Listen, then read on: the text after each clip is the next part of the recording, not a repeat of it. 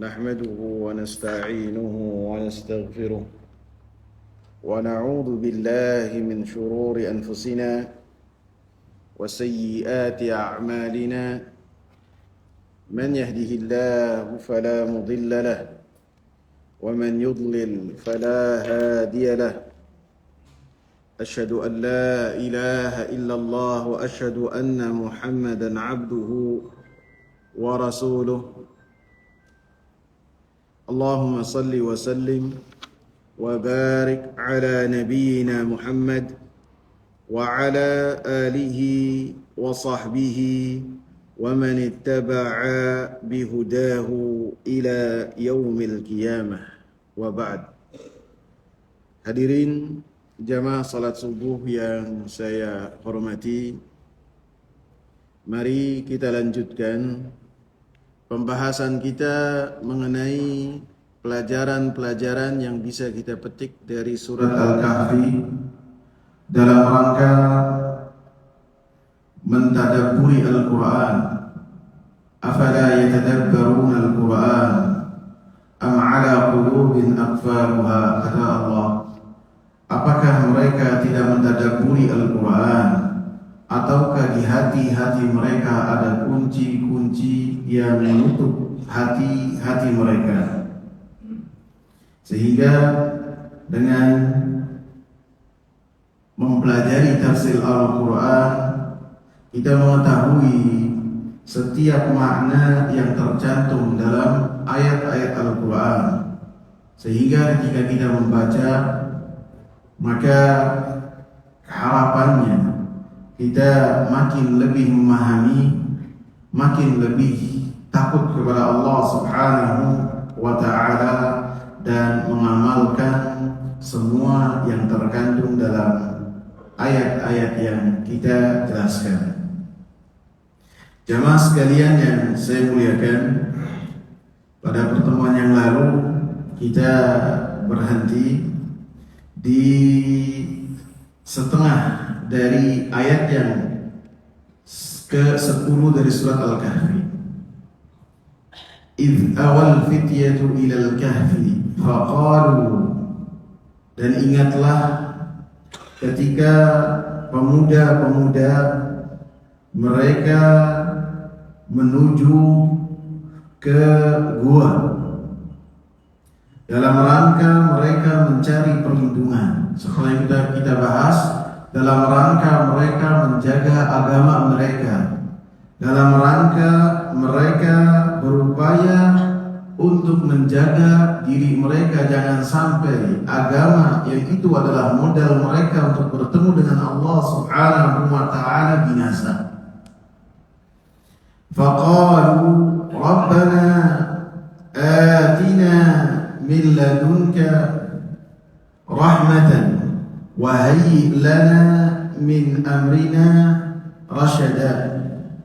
Kemudian mereka bermunajat kepada Allah Subhanahu wa ta'ala, yang munajat tersebut mereka awali dengan Rabbana, wahai Rabb kami, atina, berikanlah dari diri Engkau untuk kami rahmat, yang rahmat tersebut dengannya Engkau mengasihani kami, dan dengan rahmat tersebut Engkau menutupi kami dan melindungi kami dari kaum kami, yang mana kaum kami dalam keadaan kufur kepada Allah Subhanahu wa ta'ala.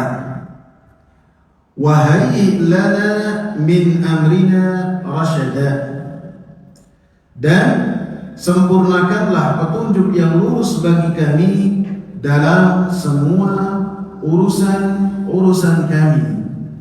Artinya mereka bermunajat kepada Allah Subhanahu wa ta'ala, ya Allah, mudahkanlah semua perkara kami, supaya perkara kami ini dalam keadaan baik, dan akhir dari perkara kami pun dalam keadaan yang baik pula. Sebagaimana mereka ketika berupaya untuk menyelamatkan agama mereka yang bisa jadi agama tersebut menjadi taruhan buat mereka. Ketika mereka dapati mayoritas kaumnya dalam keadaan kesyirikan kepada Allah Subhanahu wa Ta'ala, maka mereka berupaya untuk melindungi diri mereka sehingga mereka masuk ke dalam gua.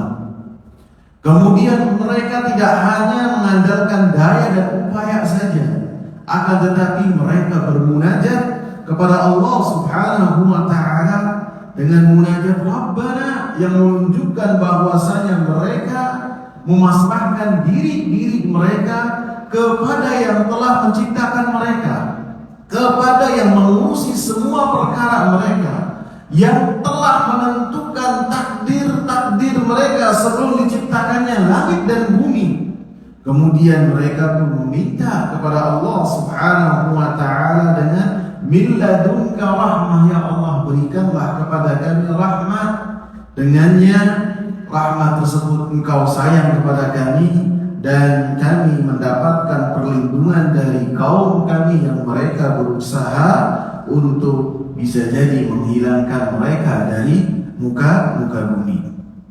Sehingga mereka dalam berdoa, Ashabul Kahfi dalam berdoa mengedepankan Rabbana. Ini menunjukkan bahwasanya ketika berdoa, setiap orang ketika berdoa bertawassul kepada Allah Subhanahu wa Ta'ala dengan nama-nama Allah Subhanahu wa Ta'ala yang berkesesuaian dengan hajat-hajat mereka. Allah Subhanahu wa Ta'ala katakan, walillahil asma'ul husna fad'uuhu biha, dalam surat Al-A'raf. Allah Subhanahu wa Ta'ala memiliki nama-nama yang indah. Ya, nama-nama yang indah tersebut Allah miliki, fad'uuhu biha, maka berilah nama-nama tersebut kepada Allah Subhanahu wa Ta'ala sesuai dengan apa yang Allah Subhanahu wa Ta'ala kabarkan di dalam Al-Quran tentang dirinya. Allah menamakan di dalam Al-Quran nama-nama yang banyak. Dengannya kita memberikan nama kepada Allah Subhanahu wa Ta'ala, dan nama-nama yang Rasulullah sallallahu alaihi wasallam dengannya memberikan nama untuk Allah Subhanahu wa Ta'ala.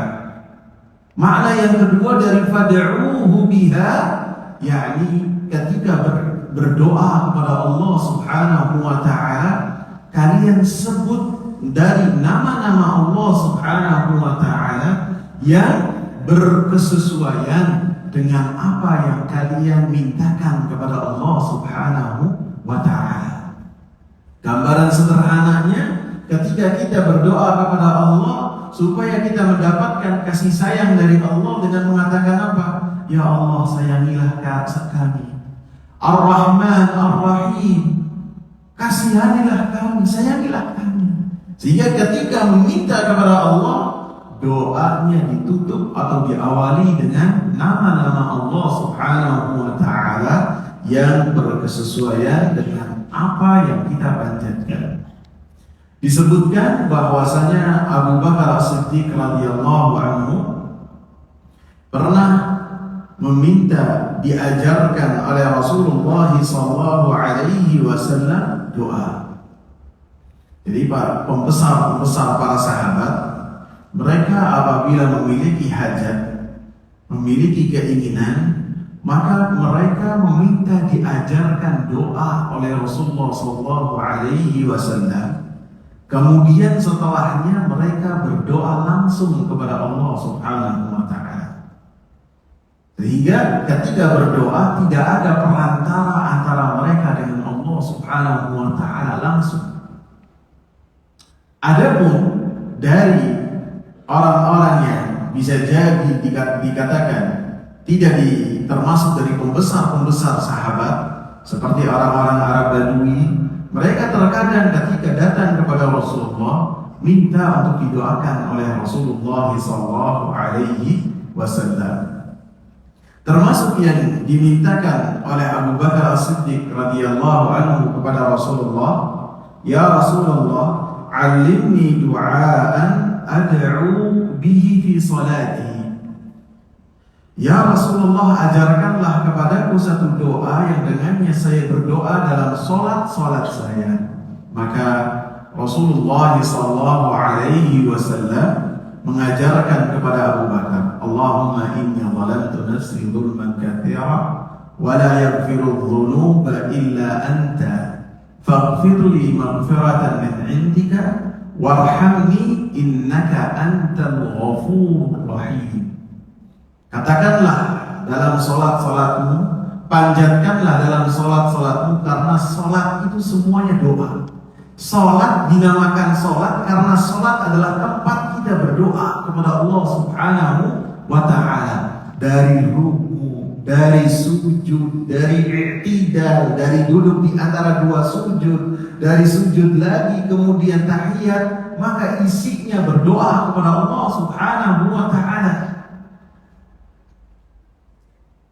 Ya Allah, Allahumma inni zalamtu nafsi zulman katsiran. Doalah kepada Allah, ya Allah, saya melakukan kezaliman terhadap diri saya dengan kezaliman yang sangat banyak. Ini yang diajarkan doa oleh Rasulullah. Siapa ikhwan? Siapa? Abu Bakar, sahabat yang paling baik. Bahkan keimanan seluruh umatnya Nabi Sallallahu Alaihi Wasallam apabila ditimbang dengan keimanan Abu Bakar, siapa yang lebih unggul? Keimanan Abu Bakar. Manusia terbaik setelah para Nabi dan para Rasul. Karena pengikut Nabi yang paling mulia adalah pengikutnya Nabi Muhammad. Sahabat-sahabatnya para nabi yang paling mulia dari para nabi adalah sahabat-sahabatnya Nabi Muhammad. Sehingga apabila Abu Bakar sahabat yang paling mulia, menunjukkan bahwasanya Abu Bakar adalah manusia yang paling utama setelah para nabi dan para rasul. Diajarkan oleh Rasulullah untuk apa? Untuk beristighfar kepada Allah Subhanahu wa Ta'ala, dengan menunjukkan kelemahan dia kepada Allah Subhanahu wa Ta'ala. Ya Allah, saya telah menzalimi diri saya dengan kezaliman yang sangat banyak, dengan bermaksiat kepada Engkau, dengan tunduk patuh terhadap bujuk rayu syaitan.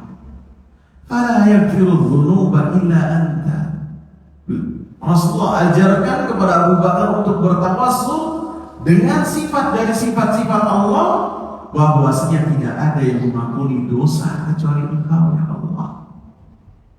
Faghfirli maghfiratan min 'indik, berilah kepada saya ampunan. Apa itu maghfirah? Maghfirah itu supaya dosa saya yang saya lakukan menjadi suatu rahasia antara saya dengan Engkau saja, ya Allah. Adapun dari mata-mata manusia, dari telinga-telinga manusia, Engkau tutup rapat. Dan setelahnya Engkau ketika bertemu denganku, Engkau memberikan ampunan terhadap catatan-catatan kebaikan saya. Itu maghfirah. Warhamni, dan kasihinilah saya. Innaka antal ghafurur rahim. Kemudian ketika ditutup dengan berkesesuaian dengan apa yang telah dibacakan sebelumnya.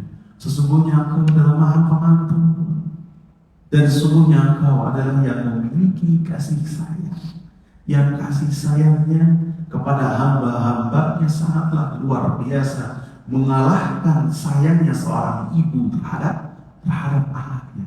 Jadi dalam istighfar yang Rasulullah ajarkan kepada Abu Bakar, Rasulullah Sallallahu Alaihi Wasallam menutup istighfar tersebut, meminta ampun tersebut dengan nama-nama Allah Subhanahu Wa Taala yang berkesesuaian dengan apa yang terkandung dalam doa tersebut. Dan ini sesuai dengan apa yang telah Allah Subhanahu Wa Taala perintahkan dalam Al-Quran yang telah dibacakan oleh imam dalam rakaat yang pertama atau kedua. Yang kedua, ya ayyuhalladzina amanu taqullaha wabtaghu ilaihil wasilah.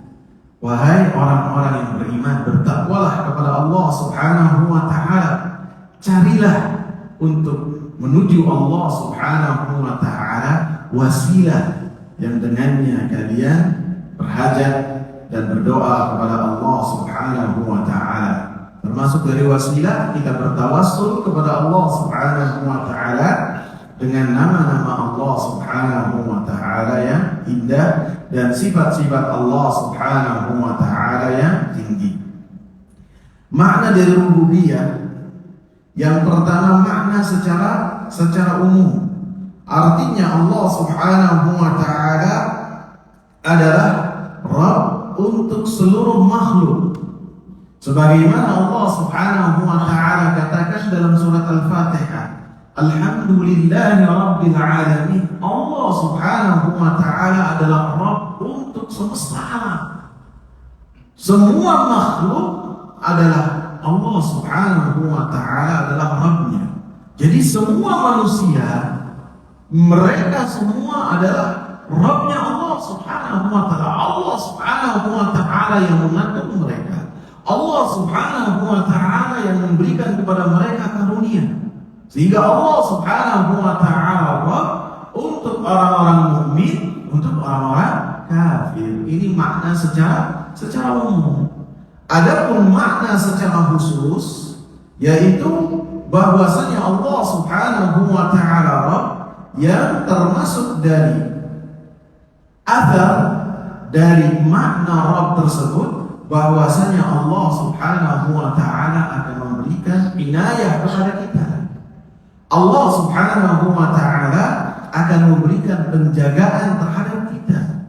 Allah Subhanahu wa ta'ala akan menguatkan kita. Allah Subhanahu wa ta'ala akan menolong kita.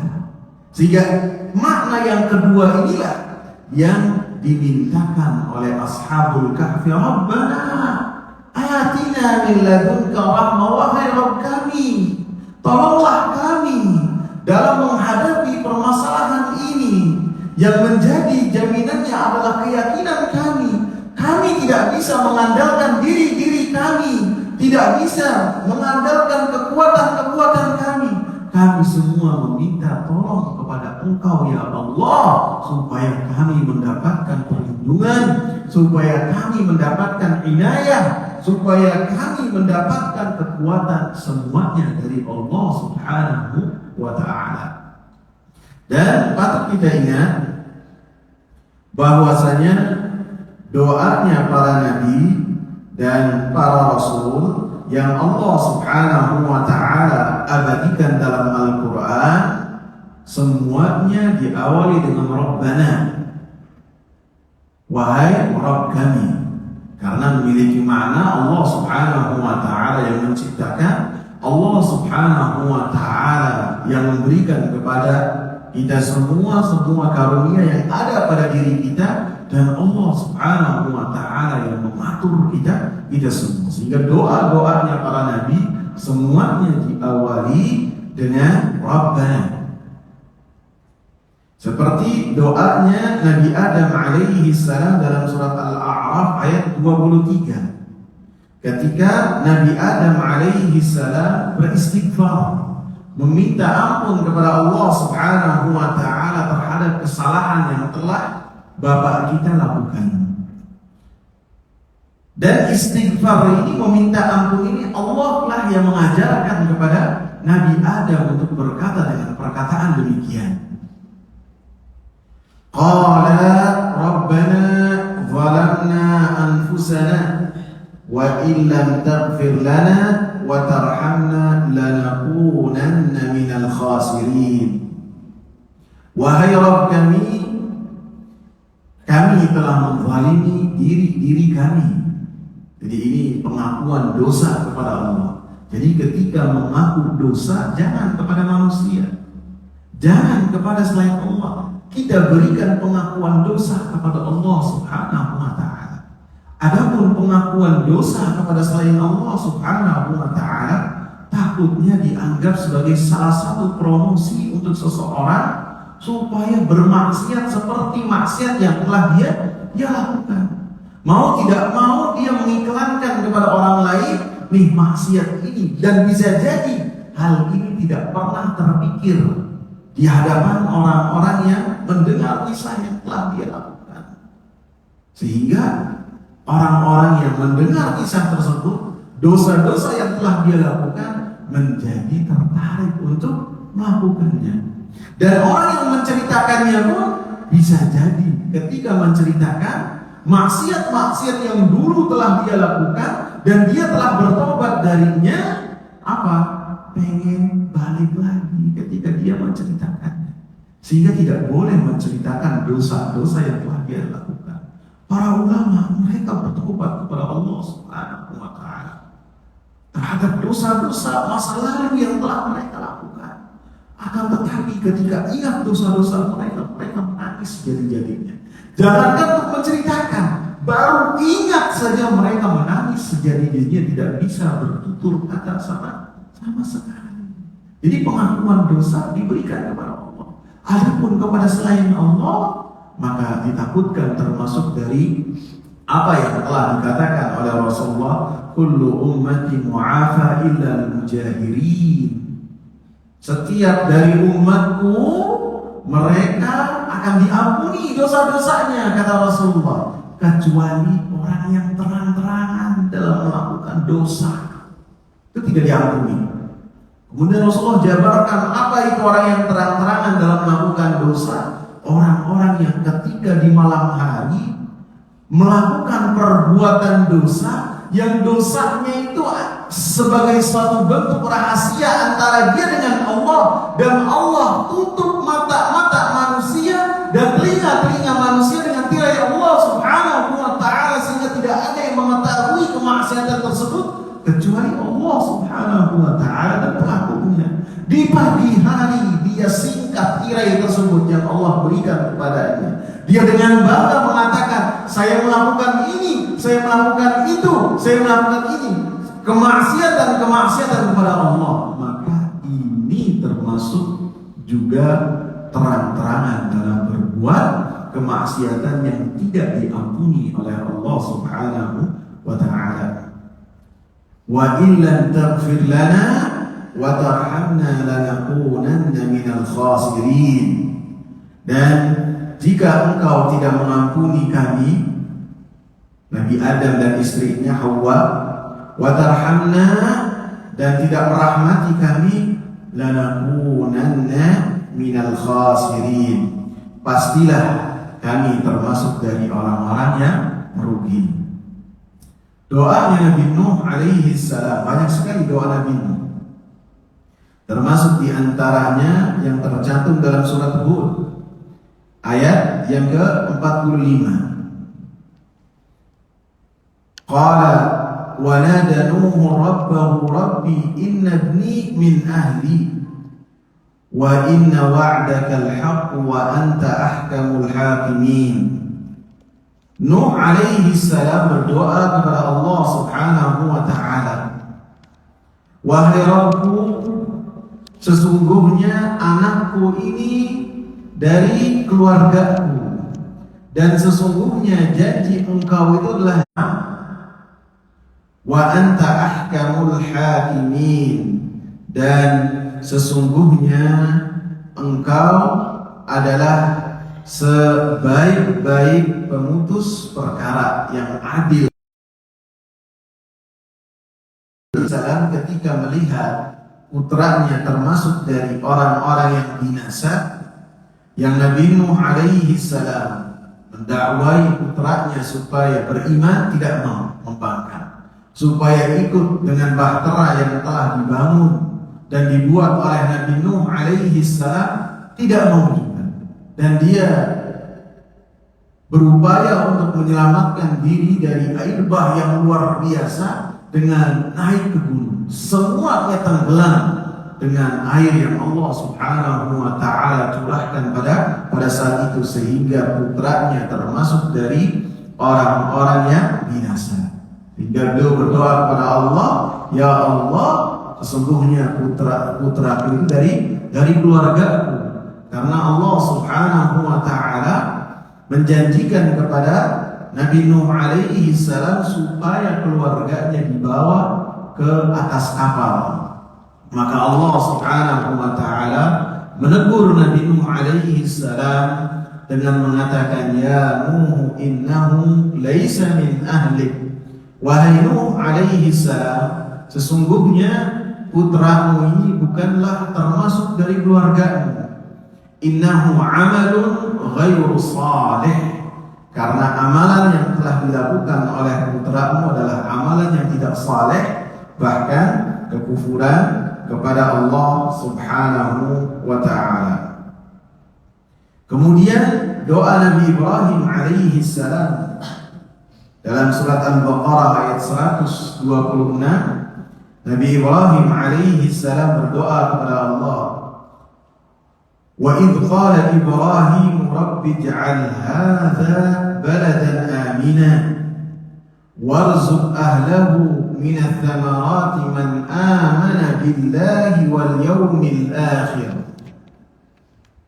Allah Subhanahu wa ta'ala menyatakan, menceritakan kepada kita, dan ingatlah ketika Nabi Ibrahim alaihi salam berdoa, Rabbi ja'al hadha, dengan mengawali dengan Rabbi, wahai Rabbku, Rabbi ja'al hadha baladan amina, ya Allah, jadikanlah kota ini, kota Mekah ini sebagai tempat yang aman, yang orang-orang yang memasukinya mendapatkan keamanan. Warzuq ahlahu minats thamarati, dan berilah rezeki kepada penduduknya buah-buahan. Man amana minhum billahi wal yawmil akhir, berilah rezeki buah-buahan tersebut, karunia buah-buahan tersebut kepada penduduknya yang mereka beriman kepada Allah dan beriman kepada hari akhir. Jadi Nabi Ibrahim berdoa supaya penduduk kota Mekah ini mendapatkan karunia makanan buah-buahan. Akan tetapi Nabi Ibrahim minta supaya yang mendapatnya hanya orang-orang yang beriman saja. Adapun orang-orang kafir tidak mendapatkan bagian dari doa ini. Maka Allah katakan apa? Qala wa man kafara fa umatti'uhu qalilan thumma atarruhu ila 'adzabin nar wa bi'sal masir. Allah menyatakan, adapun orang-orang kafir yang pada saat itu masih tinggal di kota Mekah, maka Allah Subhanahu wa ta'ala akan memberikan kepada mereka kesenangan juga. Sebagaimana Allah Subhanahu wa ta'ala memberikan karunia kepada orang-orang yang beriman, maka Allah Subhanahu wa ta'ala memberikan karunia juga kepada orang-orang kafir. Ini menunjukkan bahwasanya Allah Subhanahu wa ta'ala Ar-Rahman. Ar-Rahman artinya Allah Subhanahu wa ta'ala memberikan kasih sayang kepada semua manusia, baik orang yang beriman ataupun orang-orang kafir, dan ini berlaku ketika di dunia. Adapun di akhirat kelak, maka Allah Subhanahu wa ta'ala adalah Ar-Rahim, yang kasih sayangnya Allah Subhanahu wa ta'ala hanya berikan kepada orang-orang yang taat kepada Allah Subhanahu wa ta'ala. Qalilan, dan Allah berikan kenikmatan kepada orang-orang kafir ketika di dunia ini hanya sedikit saja, hanya singkat saja. Tsumma atarruhu ila 'adzabin nar, kemudian setelahnya akan Allah Subhanahu wa ta'ala paksa orang-orang kafir ini untuk masuk ke dalam api neraka. Sehingga kenikmatan yang sangat luar biasa, bisa jadi ada orang kafir yang dari lahir sampai mati tidak mendapatkan kesusahan sedikit pun, di dalam kenikmatan yang luar biasa. Akan tetapi ketika kematian menjemputnya dan dia masih dalam keadaan kafir, maka setelahnya kesusahan dan kesusahan. Bahkan Rasulullah katakan, satu celupan dimasukkan ke dalam api neraka, maka dikatakan oleh kepada orang kafir ini, apakah pernah engkau merasakan kenikmatan sedikit pun Setelah dari engkau lahir sampai mati sampai sekarang, pernahkah engkau merasakan kenikmatan? Dengan satu cerobohan saja. Maka orang kafir mengatakan, saya tidak pernah. Artinya apa? Sedikit siksaan di api neraka menjadikan orang kafir ini lupa terhadap semua kenikmatan yang ada di muka bumi yang telah dia rasakan. Sebaliknya orang-orang yang beriman, walaupun kesusahan seperti apapun, Rasulullah berikan contohnya. Ada orang yang beriman yang dari dia lahir sampai wafat tidak pernah merasakan kenikmatan, kemewahan dunia. Sehingga ketika dimasukkan ke dalam surganya Allah Subhanahu wa ta'ala, maka dikatakan kepada orang mukmin ini, apakah engkau pernah susah dalam hidupmu? Sedikit kenikmatan dalam surga. Orang mukmin ini mengatakan, saya tidak pernah ya Allah, baru sedikit saja. Sebagaimana orang-orang kafir ketika dimasukkan ke neraka, lupa terhadap semua kenikmatan yang telah dia rasakan.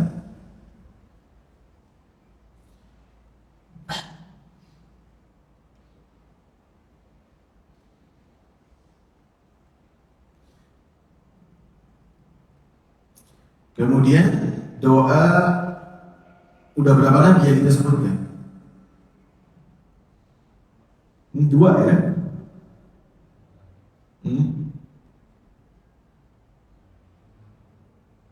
Kita langsung ke doanya Nabi Muhammad SAW yang diabadikan oleh Allah Subhanahu wa ta'ala dalam Al-Quran Al-Karim. Doanya Nabi Muhammad dalam surat Al-Mu'minun ayat 118. Wa qur rabbighfir warham wa anta khairur rahimin. Katakanlah wahai Nabi Muhammad sallallahu alaihi wasallam, Rabbi, ya Rabb, wahai Rabbku, ampunilah dan sayangilah, wa anta khairur rahimin, karena engkau adalah sebaik-baik yang memiliki kasih sayang. Dalam surat Thaha ayat 114, Allah Subhanahu wa ta'ala ajarkan Nabi Muhammad sallallahu alaihi wasallam untuk berdoa, wa qur rabbi zidni ilma. Katakanlah wahai Nabi Muhammad sallallahu alaihi wasallam untuk berdoa kepada Allah Subhanahu wa ta'ala, tambahkanlah kepadaku ilmu. Sehingga ini menunjukkan tentang keutamaan ilmu. Rasulullah sallallahu alaihi wasallam tidak pernah diminta dan diperintahkan oleh Allah Subhanahu wa ta'ala untuk menambahkan sesuatu kecuali hanya ilmu saja, yaitu Al-Quran dan sunnah Nabi sallallahu alaihi wasallam yang menjadikan Nabi sallallahu alaihi wasallam yang paling takut kepada Allah Subhanahu wa ta'ala. Tidak pernah Nabi Muhammad sallallahu alaihi wasallam meminta kepada Allah Subhanahu wa ta'ala perkara-perkara dunia. Bahkan terkadang Nabi Muhammad sallallahu alaihi wasallam dalam hidupnya disebutkan oleh Aisyah, dalam 3 kali bulan purnama maka tidak keluar asap dari dapurnya Nabi sallallahu alaihi wasallam. Apabila Nabi sallallahu alaihi wasallam berdoa, maka gunung-gunung yang ada di kota Madinah itu bisa berubah menjadi emas. Akan tapi beliau tidak berdoa dengan doa tersebut karena senantiasa mengajarkan kepada para sahabat bahwasanya dunia di sisi Allah Subhanahu wa ta'ala lebih hina daripada bangkai kambing. Apabila dunia di sisi Allah Subhanahu wa ta'ala itu memiliki keutamaan, niscaya Allah Subhanahu wa ta'ala tidaklah berikan kepada orang-orang kafir, orang-orang zindik, orang-orang munafik sedikit pun dari dunia. Menunjukkan bahwasanya Nabi Muhammad sallallahu alaihi wasallam dari perkara-perkara dunia tidak ada ketamakan sedikit pun, dan tidak diperintahkan oleh Allah Subhanahu wa ta'ala untuk meminta tambahan darinya. Sebaliknya, ketika Allah Subhanahu wa ta'ala berikan karunia kepada Nabi Muhammad sallallahu alaihi wasallam, karunia harta, Maka Rasulullah sallallahu alaihi wasallam ketika bersedekah, man la yakhaful faqra, orang yang tidak pernah takut kefakiran sedikit pun. Jadi fase kehidupan Nabi sallallahu alaihi wasallam di kota Madinah, awal-awalnya beliau dalam keadaan susah dari sisi ekonomi. Adapun setelahnya Allah Subhanahu wa taala bukakan untuk Nabi sallallahu alaihi wasallam dari harta rampasan perang. Sehingga ketika beliau bermuamal dengan harta rampasan perang, orang-orang Arab Badui ketika datang kepada Nabi, orang Arab Badui ini adalah orang-orang yang biasa muamalahnya dengan apa? Hewan ternak. Hewan ternak bagi mereka adalah segala-galanya. Kambing, onta. Ini adalah sesuatu yang mereka miliki. Dan ketika bertemu dengan Nabi, Rasulullah berikan kepada mereka 100 ekor onta untuk satu orang pengawal mereka. Sampai mereka lari kepada keluarganya yang ada jauh dari kota Madinah. Kemudian berteriak kepada keluarganya, kepada kabilahnya, saya bertemu dengan orang yang orang tersebut tidak takut fakir sedikit pun, tidak takut kemiskinan sedikit pun, sehingga semuanya mereka berbondong-bondong kepada Nabi sallallahu alaihi wasallam. Ketika Rasulullah mendapatkan harta rampasan perang yang sangat banyak dalam peperangan Hunain, maka Rasulullah sallallahu alaihi wasallam bagikan harta rampasan perang tersebut kepada sahabat-sahabat yang baru masuk Islam. Bahkan kepada orang-orang kafir, yang orang kafir ini sudah mulai condong kepada Nabi sallallahu alaihi wasallam, dikasih dengan pemberian yang sangat banyak. Abu Sufyan dikasih 100 ekor onta. Kemudian kata Abu Sufyan, ya Rasulullah, anak saya Yazid ya Rasulullah dikasih 100 ekor onta lagi. Kemudian ada lagi yang dikasih lagi, dan semuanya Rasulullah berikan kepada orang-orang yang baru masuk Islam. Sampai orang-orang Ansar yang mereka dari pemuda-pemuda dari kalangan Ansar kayak merasa kok sekarang Nabi meninggalkan kami. Biasanya kami yang pertama dapat, kok sekarang orang-orang Quraisy yang baru masuk Islam.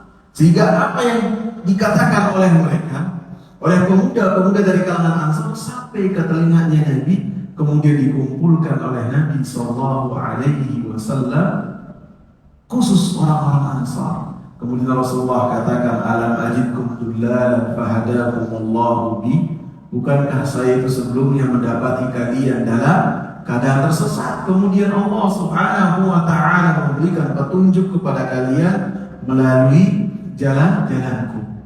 Kemudian Rasul sebutkan keutamaan-keutamaan yang Allah Subhanahu wa taala berikan kepada orang-orang Ansar, sehingga setiap Rasul sebutkan mereka katakan Allahu wa rasuluhu amanu, ya kami menyatakan bahwasanya karunia Allah kepada kita itu lebih banyak dari apa yang mereka dapatkan. Sampai Rasulullah sebutkan bahwasanya Rasulullah akan kembali kepada orang-orang Ansar dan tidak menuju orang-orang Quraisy yang tinggal di kota Mekah. Jadi alhasil Rasulullah sallallahu alaihi wasallam diperintahkan oleh Allah Subhanahu wa taala untuk meminta tambahan dari ilmu yang dengannya beliau takut kepada Allah Subhanahu wa taala. Ayat yang berikutnya, ayat yang ke-11, فَضَرَبْنَا عَلَى آذَانِهِمْ فِي الْكَهْفِ سِنِينَ عَدَدًا. Maka kata Allah Subhanahu wa taala, kami tutup telinga mereka di dalam gua selama beberapa tahun. Di dalam ayat ini Allah Subhanahu wa taala ketika menyatakan bahwasanya Allah Subhanahu wa taala menutup telinga-telinga mereka dengan kata sambung fa, yang artinya ketika pemuda-pemuda dari Ashabul Kahfi berdoa kepada Allah Subhanahu wa taala, Rabbana atina min ladunka rahmah wa amrina rasyada, maka Allah katakan fadarabna, maka kami tutup telinga-telinga mereka ketika mereka berada di dalam gua sehingga mereka tertidur dalam waktu yang lama. Artinya seseorang ketika tertidur mereka akan terganggu ataukah tidak terganggu tergantung dari pendengarannya. Terkadang ada seseorang yang tidur itu matanya tidak terpejam, ada nggak? Terkadang ada. Akan tetapi ketika telinga itu orang tidur kemudian di sekitarnya itu bising, pada umumnya tidak bisa tidur. Maka Allah Subhanahu wa taala katakan ketika mereka berdoa kepada Allah supaya minta perlindungan, kemudian mereka masuk gua, maka kami tutup telinga mereka dalam rangka memenuhi doa yang telah mereka panjatkan sehingga Allah Subhanahu wa taala tidurkan mereka. Allah Subhanahu wa taala jadikan mereka itu selamat dari azab ataupun buruan dan siksaan orang-orang yang tidak suka dengan keimanan mereka. Sehingga Ashabul Kahfi ini yang dalam keadaan takut yang luar biasa, Allah Subhanahu wa taala jadikan mereka bisa tertidur. Bahkan dalam ayat yang sesudahnya Allah katakan warabatna ala qulubihim, dengan tidur yang Allah Subhanahu wa taala berikan maka menjadikan mereka tenang hatinya, menjadikan badan-badan mereka menjadi lebih fresh dari perkara yang ada di benak mereka. Pada umumnya orang-orang yang jangankan takut yang luar biasa yang berkaitan dengan keselamatan diri mereka, jangankan takut, ada kepikiran sedikit saja ataupun ada masalah yang ada di kepalanya yang menjadi perhatian dia yang luar biasa, biasanya efeknya apa? Tidak bisa tidur. Yang lain bisa tidur, dia tidak bisa tidur, hanya bisa bolak-balik di atas kasur. Karena apa? Karena ada kegundahan yang bisa jadi kemudian menjadi rasa takut yang dia pikirkan. Maka orang-orang yang mereka dalam keadaan Ashabul Kahfi ini, mereka mendapatkan ketakutan yang luar biasa. Kemudian mereka berdoa kepada Allah Subhanahu wa taala, langsung Allah Subhanahu wa taala tutup telinga-telinga mereka sehingga mereka pun ditetapkan hatinya oleh Allah dan bisa tidur. Orang kalau takut bisa tidur enggak ya, Pak? Bisa. Ini Allah berikan tidur dalam waktu sinina ada dalam waktu yang panjang. Bukan 10 menit, 15 menit, 30 menit, 309 tahun dalam waktu yang sangat panjang. Dan ini pun pernah terjadi kepada para sahabat-sahabat Nabi.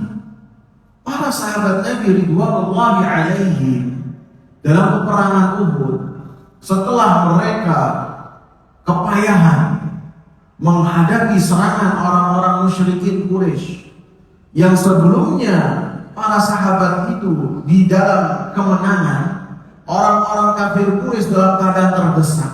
Bahkan sebagian dari orang-orang kafir Quraisy itu meninggalkan medan perang. Maka Khalid bin Walid yang pada saat itu masih dalam keadaan kufur dan menjadi panglima berkuda untuk orang-orang kafir Quraisy, melihat dengan sangat jeli sekali bahwasanya pemanah-pemanah yang mereka melindungi para sahabat dan melindungi punggungnya para sahabat itu sudah meninggalkan pos-pos mereka. Benar, Rasulullah sudah berwasiat apa?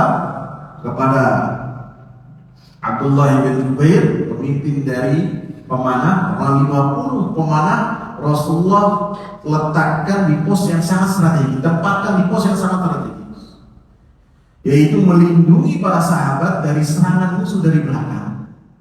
Sehingga ketika berusaha merangsek dari belakang, pemanah-pemanah inilah yang menghalangi.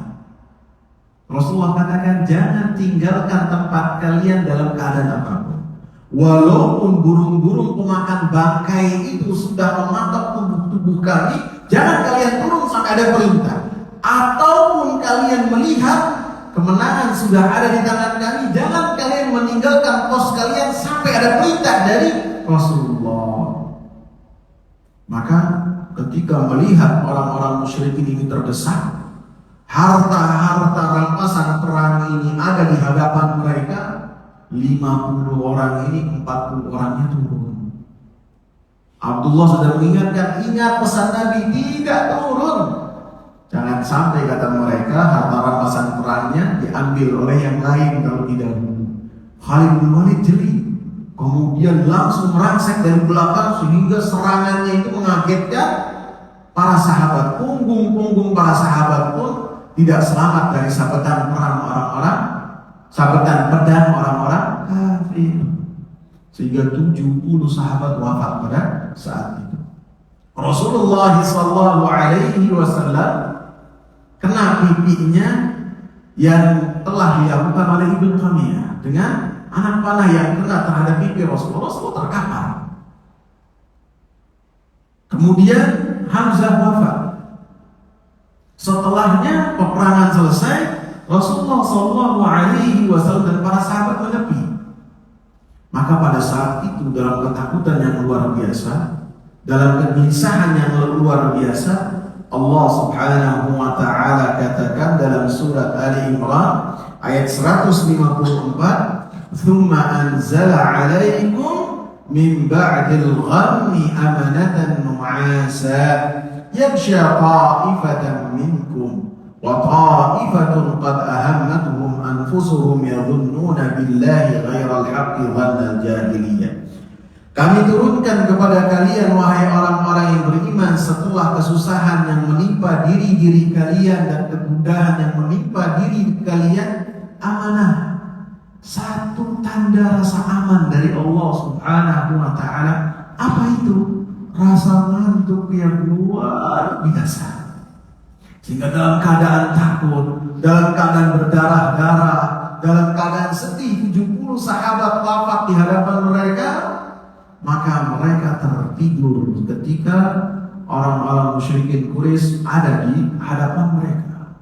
Tertidur, tidur pulas. Bahkan Abu Talha mengatakan, kami memegang senjata, memegang pedang, ketika mendapatkan rasa ngantuk pada saat itu langsung pedangnya jatuh. Saking enaknya tidur. Dan Allah katakan amanah. Ini rasa aman yang Allah Subhanahu wa taala berikan kepada orang-orang yang beriman. Adapun munafikin, mereka hanya mendapatkan rasa takut terhadap apa yang mereka dapati dari kejadian tersebut, karena mereka senantiasa suudzon kepada Allah Subhanahu wa taala. Sebagaimana dalam perang Badar pun para sahabat ridwanullahi alaihim, ketika dua pasukan besar berhadapan, kemudian mereka para sahabat ridwanullahi alaihim ada di atas kendaraannya ataupun berdiri tegak dengan pedang yang mereka siapkan. Sebelum peperangan terjadi, mereka tertidur. Allah berikan kepada mereka rasa aman dengan tidur pada saat itu. Sehingga Abdullah bin Abbas mengatakan an-nu'asu wan-nawmu fil qitali min Allah. Rasa ngantuk dan tidur dalam peperangan di jalan Allah, dalam berperang, dalam bertikai, akan tapi supaya kalimat Allah tinggi, bukan untuk dirinya, bukan tawuran, bukan. Maka itu datangnya dari Allah Subhanahu wa taala, berikan kepada orang-orang yang beriman. Wan-nawmu fi sholati minasyaitan. Adapun tidur di tempat-tempat kebaikan dan kebajikan selain berperang di jalan Allah Subhanahu wa taala, maka itu datangnya dari syaitan supaya menghalangi manusia dan orang-orang yang beriman untuk berbuat ketaatan kepada Allah Subhanahu wa taala. Dalam sholat ketika ngantuk itu datangnya dari Dari syaitan. Dalam majelis ilmu ketika tertidur, maka itu datangnya dari syaitan. Jangan sampai ketika dibahas tentang ayat ini, tentang kejadian Uhud, tentang kejadian dalam perang Badar, kemudian dalam majelis ilmu tidur. Dalilnya apa? Ashabul Kahfi ketika ketakutan diberikan karunia oleh Allah dengan tidur. Berarti tidur karunia, Ustaz. Ataupun ketika para sahabat dalam peperangan Uhud tidur, tapi dikatakan oleh Ibn Abbas hanya dalam berperang di jalan Allah Subhanahu wa taala, maka mereka mendapatkan karunia tidur. Adapun di selainnya, maka itu adalah dari gangguan-gangguan syaitan. Perkara yang kedua yang ditonjolkan dalam fadarabna ala adanihim, mereka tertidur, itu adalah bentuk tanda bahwasanya mereka dalam keadaan benar, bahwasanya mereka di atas kebaikan, sehingga ketika mereka berdoa kepada Allah Subhanahu wa taala, langsung Allah Subhanahu wa taala berikan ijabah terhadap doa yang mereka panjatkan pada saat itu juga. Sehingga menunjukkan bahwasanya apabila seseorang ketika dia meminta perlindungan kepada Allah Subhanahu wa taala, dia berdoa kepada Allah Subhanahu wa taala, dan apa yang ia panjatkan itu benar-benar jujur antara dia dengan Allah Subhanahu wa taala, ia meminta kepada Allah Subhanahu wa taala, dia bertawassul kepada Allah Subhanahu wa taala, maka harus yakin bahwasanya Allah Subhanahu wa taala akan membantunya. Allah Subhanahu wa taala akan memberikan ijabah terhadap doa-doa yang dia panjatkan. Rasulullah katakan, "Ud'ullaha wa antum muqinuna bil ijabah." Berdoalah kepada Allah. Akan tetapi ketika berdoa jangan kalian ngetes Allah. Jangan kalian mencoba-coba. Jangan kalian dalam hatinya dikabul alhamdulillah, nggak dikabul alhamdulillah. Jangan. Ketika berdoa kepada Allah harus kita memiliki keyakinan bahwasanya doa yang kita panjatkan dikabul oleh Allah Subhanahu wa taala, bahkan lebih dari apa yang kita mintakan. Sebagaimana yang telah dicontohkan oleh Ashabul Kahfi. Mereka berdoa dan doanya pada saat itu juga fadarabna menggunakan kata sambung fa yang artinya selesai mereka berdoa Allah kabulkan dan Allah berikan kepada mereka rasa ngantuk yang luar biasa dalam rangka meneguhkan hati mereka, menenangkan hati mereka sehingga mereka dilindungi oleh Allah Subhanahu wa taala. Wallahu taala a'lam. InsyaAllah pada pertemuan berikutnya akan kita bawakan ayat yang ke-12 ya. Ayat yang ke-12. Silakan kalau ada yang ditanyakan.